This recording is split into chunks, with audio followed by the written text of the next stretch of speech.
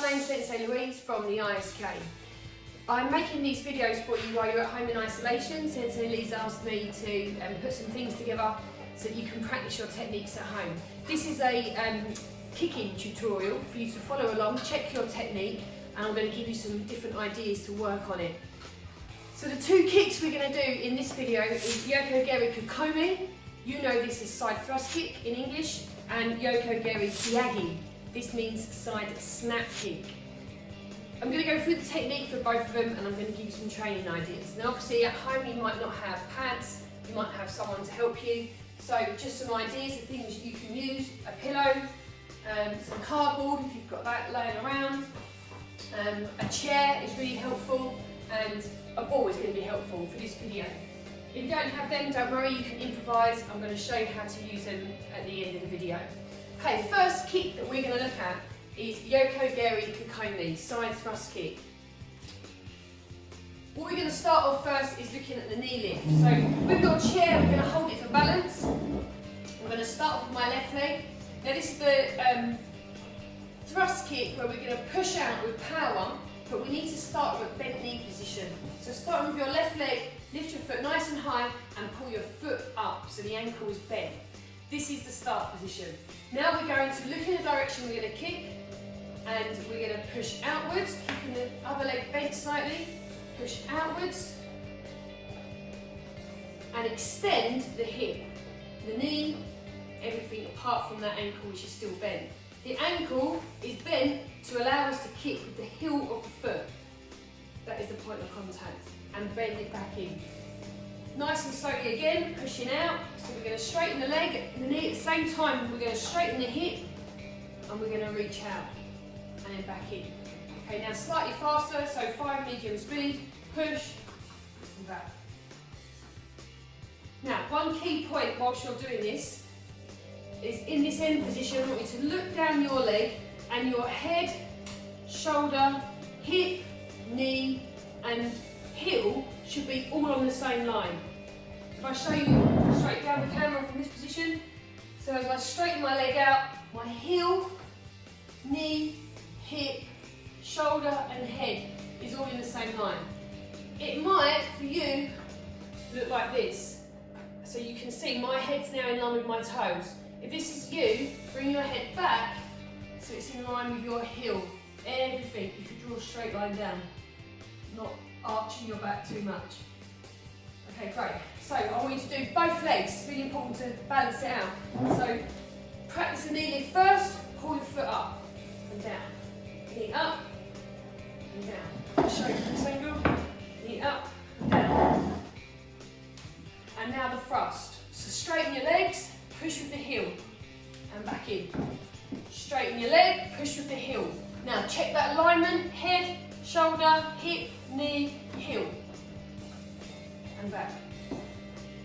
Now this kick is done fast, but it's always good to slow down your techniques so you can check what you're doing and have that complete control.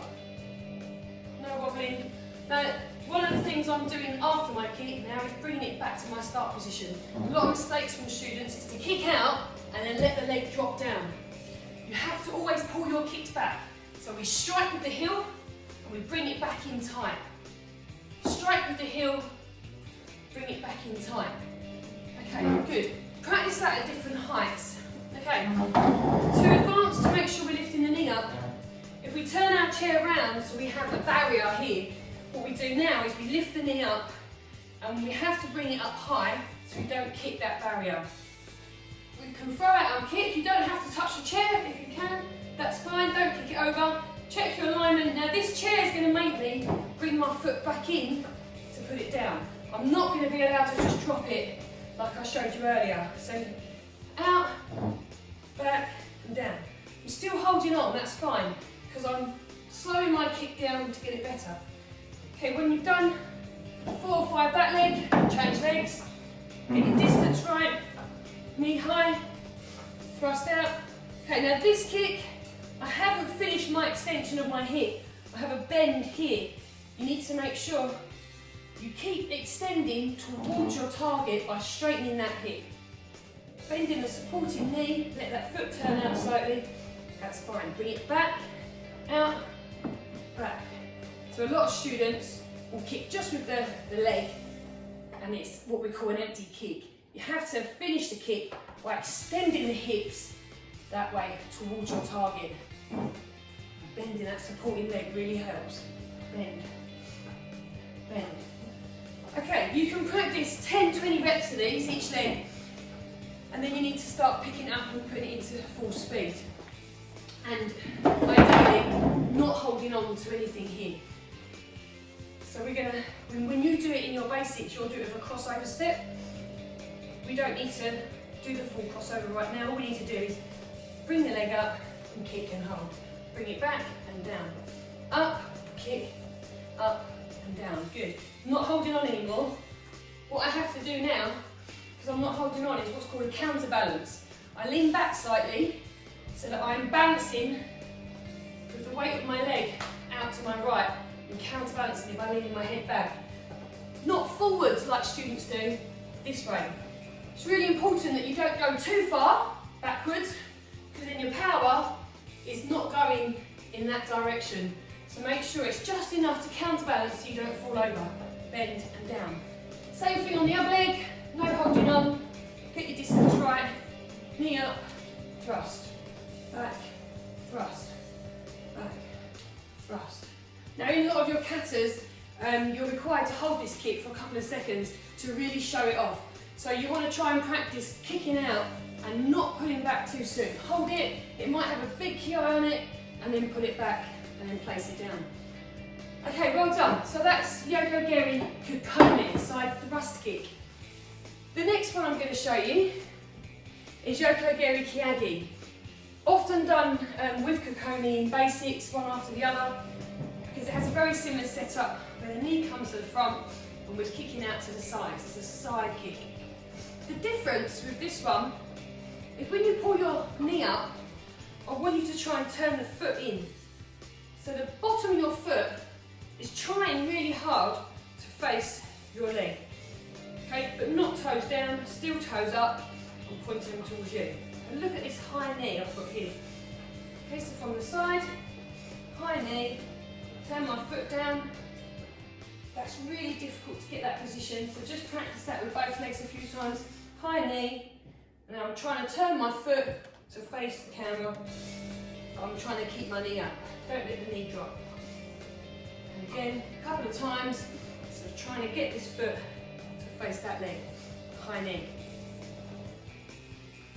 Okay, right, with this kick, instead of thrusting out as if to kick a door down, I'm going to lift my foot to kick somebody under the chin.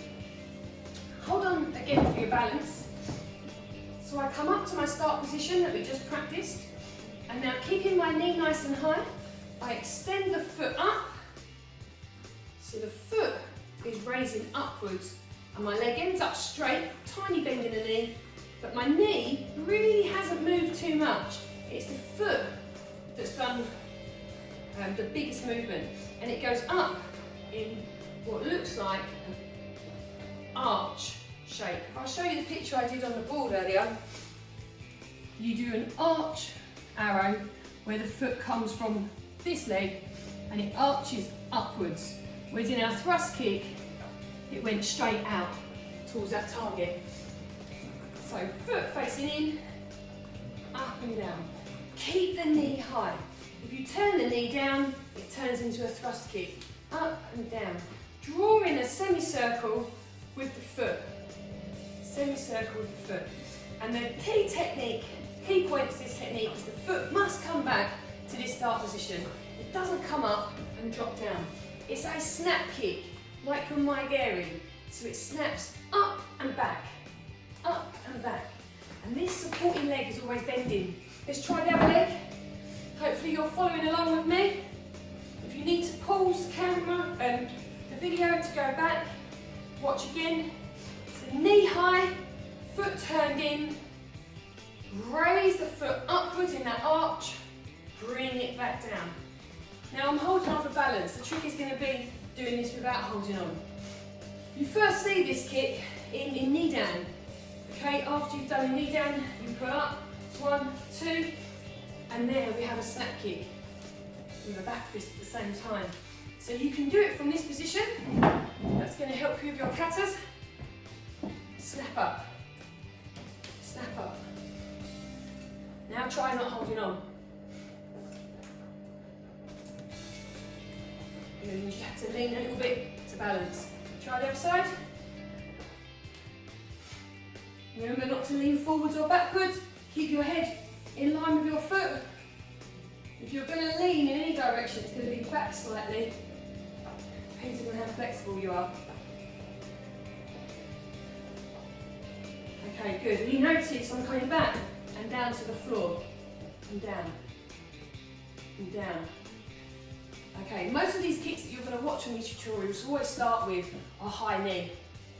And from that knee position, you can throw any of the kicks that we've been practicing. We always return back to the high knee position after all of our kicks. Okay, brilliant, good stuff.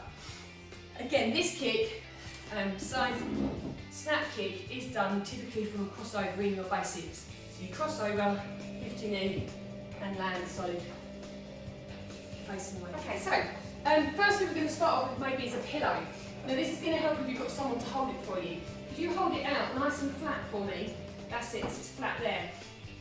So this is going to be the Keage, the one that kicks under the chin. You don't need to kick the pillow out of their hand, you just need to practice the target hitting your foot on it. And I'm using the edge of my foot to strike the pillow. Is that okay? Knee high, all the things we practiced earlier. Make sure you change legs, 10 each leg, bringing the foot back to that leg. Okay, now you can ask your helper to hold the pillow flat facing you.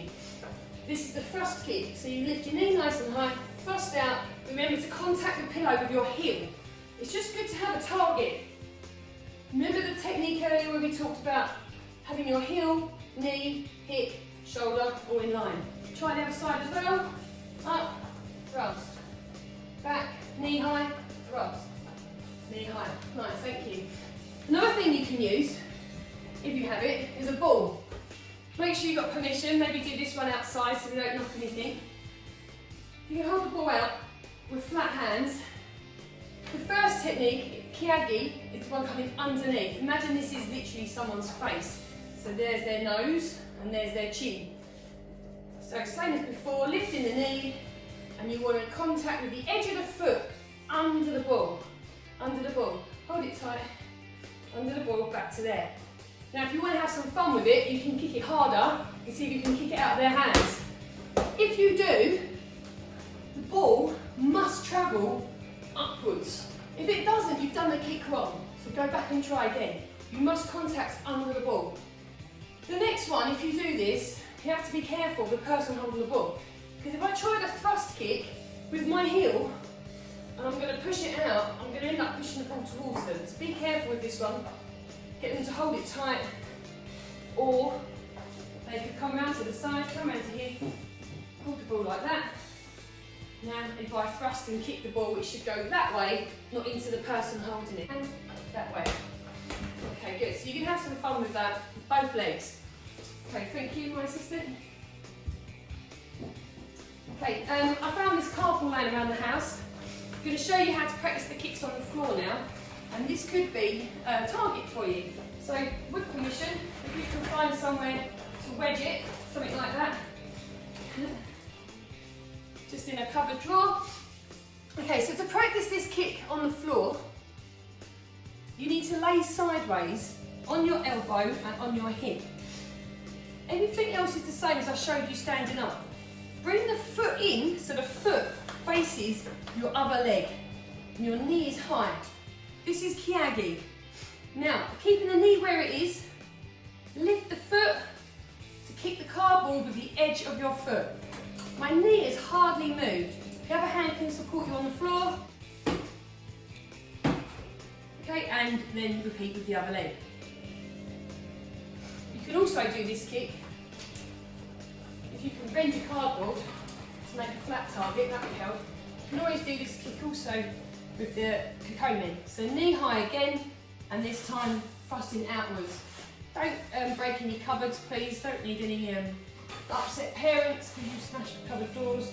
Just find something like this cardboard, thrust, down, and then change legs. Good. The other alternative is if you've got, again, something like this, or even a book, you can stand it up. This would be for your thrust kick, a bit like the wall. Lift your knee, thrust, kick the book over, and back. Challenge yourself, how high can you stand it? This was kitchen cabinet height. Do you need to start a little bit lower on the table? Can you lift it any higher? Always make sure we use both legs. Okay, let's show you these kicks in the Karate Gi. So I'm going to do some towards you, some sideways. When we start with Yoi, we kick down, go forward in Keage, facing either way. So I'm going to face to my right. Hands up. My feet are facing sideways, both of them, and I'm holding a Keage position. And I'm going to cross over, and I'm going to start off with Kekomi. Okay. Hope you're joining in.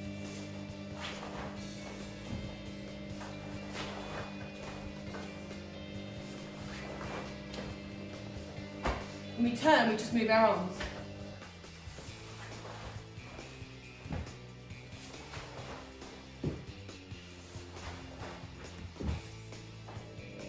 Okay, so you come from the side.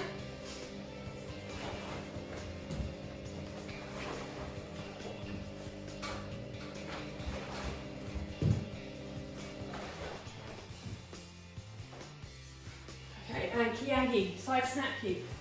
Same position, keep that, arms up.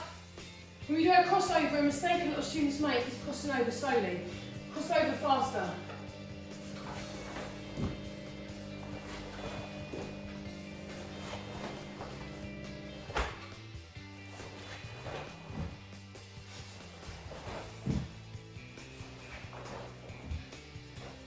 Some from the side.